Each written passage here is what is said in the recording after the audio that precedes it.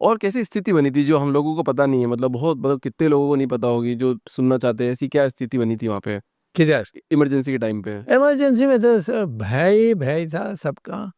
1,40,000 लोग, मासूम लोगों को अंदर बंद कर। 1,40,000 लोगों को अंदर कर दिया?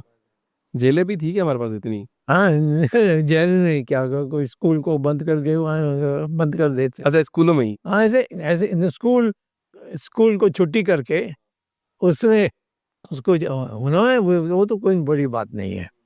ब्रिटिश काल में ऐसा होता था। तो आ, म,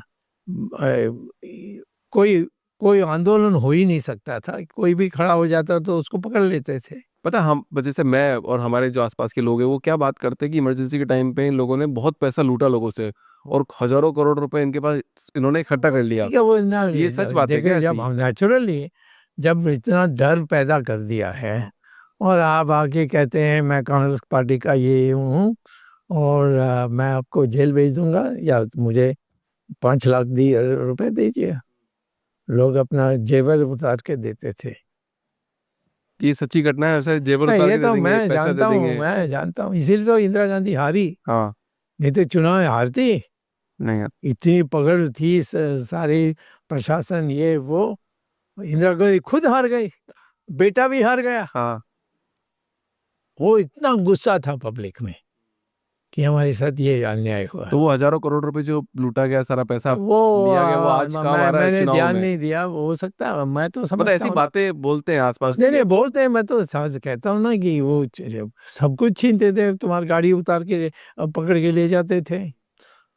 तो वो उसकी उसको वापस हुआ नहीं हुआ, ये तो मैं समझता हूँ हुआ होगा, क्योंकि जो मोरारजी देसाई थे ये सब लोग बहुत स्ट्रिक्ट लोग थे। बहुत ज्यादा स्ट्रिक्ट थे। हाँ वो आते ही जो पावर में आते ही वो जो जिन लोगों ने नौकरी खोया उसको नौकरी वापस दे दिलवाया, बहुत चीजें की थी। सो ऑलरेडी आपके इंदिरा गांधी जी के साथ संबंध थोड़े अच्छे नहीं बने थे, पर सोनिया गांधी, फिर राहुल गांधी, इन लोगों के साथ संबंध आपके कैसे बने फिर बीच में? ठीक है, राजीव गांधी के साथ हमारी बहुत घनिष्ठ मित्रता थी। हम्म। और सोनिया गांधी को नहीं जानता था। हाँ। और ये राहुल गांधी तो बच्चा था उस समय। हाँ।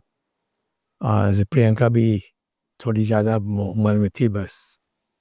आ, जहाँ तक इमरजेंसी के सवाल थे वो तो इंदिरा गांधी के साथ थे, बट बाद में राजीव गांधी जब एमपी बने, उन्होंने अपनी माता जी के साथ मेरा सुलह करने के लिए बहुत कोशिश की। हाँ।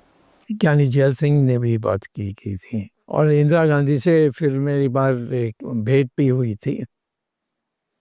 तो उसने कहा कि इमरजेंसी को तो मैंने ही हटवाया था। मैंने कहा बट हारी तो तुम। हाँ। तो पब्लिक ने डाला क्यों, इस पर आपको दंड दे दिया। लेकिन मुझे लग रहा था कि उसको कुछ दुख थी, उस दुख में थी कि ये सोनिया गांधी जो आ, हर बात पर उभर के आ रही थी, हाँ। और सब पैसा लेने के लिए। मैंने पार्लियामेंट में भी नवंबर 1974 मैंने दिखाया कि देश के जो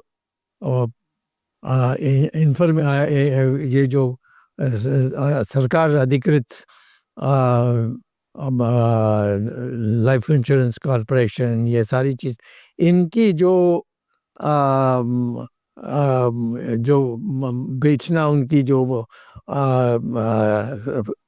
अपने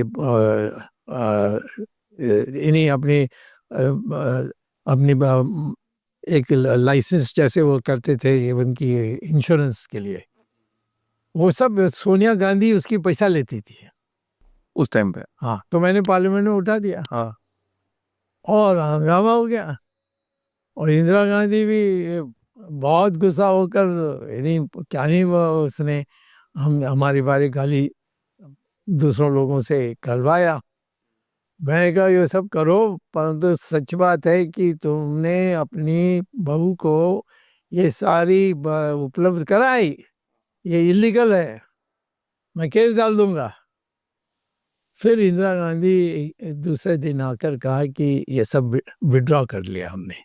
एक ये केस चला था, नेशनल हेराल्ड केस, जब आपने हाँ, वो बहुत मुद्दा अभी उठाया था, अभी भी चल भी रहा है चल रहा शायद। है। हाँ, और उस टाइम पे अखबार उनकी कंपनी, सरकार उनकी, पैसे उनकी, आपसे ऐसा भी बोला गया था कि सब कुछ उनका है, तो फिर आपको क्या प्रॉब्लम है। या तो वो क्या केस था और अभी आप उस नहीं, पे कैसे केस लड़ रहे इतना हैं। था कि एक 5,000 करोड़ रुपए का प्रिंटिंग प्रेस, हम्म। हाँ, उस प्रिंटिंग प्रेस में नेशनल हेराल्ड की एक अखबार छपती थी। सोनिया गांधी ने और वो जो प्रिंटिंग प्रेस बनी थी और नेशनल हेराल्ड छापने की जो निर्णय हुआ था, वो तो जवाहरलाल नेहरू के काल में हुआ था। लेकिन हमारी स्वाधीनता के पार होने के बाद, स्वतंत्रता आने के बाद, कोई इस अखबार को पढ़ने में दिलचस्पी नहीं दिखाई, क्योंकि उसमें कौन सी ऐसी नई बात है, ये पकड़ा गया वो पकड़ा गया, तो अब कोई नहीं पकड़ा जा रहा था, तो वो लॉस में चल रही थी। परंतु इस काल में जो 1940 से 1947 तक जो इन्होंने इतनी बड़ी बिल्डिंग बनाई, उसका कीमत था बेचने से। अच्छा। तो इसीलिए उन्होंने क्या किया कि उसके बेचने की जगह में बड़े सस्ते दाम पर उन्होंने सोनिया गांधी के जो समय बन गई थी प्रेसिडेंट कांग्रेस की, कांग्रेस पार्टी को सौंप दिया। और सोनिया गांधी ने इसको सौंपने के बाद वो एक नया ट्रस्ट बनाई अपनी बेटी के साथ और सादा उसको ट्रांसफ़र कर दिया। तो ये जो बहादुर शाह जफर मार्ग में जो बड़ी बड़ी बिल्डिंग है एक, जिसमें आपको पासपोर्ट वोट मिलती है, वो तो नेशनल हेराल्ड का है, वो तो जो कंपनी है उसका है, तो वो अब इनकी बन गई और ये 5,000 करोड़ सब इनकी बन गई। हाँ। तो मैंने कहा कि ये तो सब नाजायज है, इसको तो पब्लिकली अनाउंस करना चाहिए था, इसको पब्लिकली इसकी क्या कहें एक्सपोज करना चाहिए, नीलाम करना चाहिए था। नीलाम करना चाहिए इनको हाँ, पूरा। और नहीं किया, तो ये करप्शन है, उसके इसमें केस डाला तो अभी चल रहा है पूरा केस और चल रहा है। हम भी जानते हैं कि कहाँ कहाँ अड़ंगा लोग लगा सकते हैं। मोदी इसको इसको ना हो, मोदी का तो ईर्ष्या है।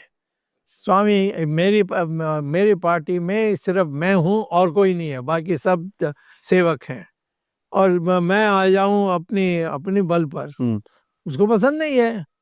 उसने सोचा मुझे मिनिस्टर नहीं बनाएंगे तो मैं कहीं का नहीं रहूँगा, जैसे अन्य लोग क्या मार्गदर्शन मंडल में जाकर बैठ गए, परंतु मैं तो उतना ही चल रहा हूँ जितना हम मिनिस्टर होते तो करते। तो वो उसको ये चिढ़ थी कि इसको ये सारा श्रेय तो इसको जा रहा है, तो ये मेरा होना, जैसे राम मंदिर का भी इसका तो शून्य है कंट्रीब्यूशन, जीरो कंट्रीब्यूशन है। जीरो माइनस कहता हूँ। अच्छा। ये तो यहाँ तक इन्होंने एक पिटिशन भी फाइल की थी, हाँ। जिसको हमने कोर्ट से रद्द करवाया, जिसमें उसने कहा कि सारी जमीन को वापस मुसलमान को दे देना चाहिए। अब सारी जमीन दे दोगे तो कहाँ आप मंदिर बनाएंगे, काम मंदिर बनाओगे। तो मेरे ख्याल में इसको जितना जल्दी निकालेंगे उतना अच्छा बीजेपी के लिए है।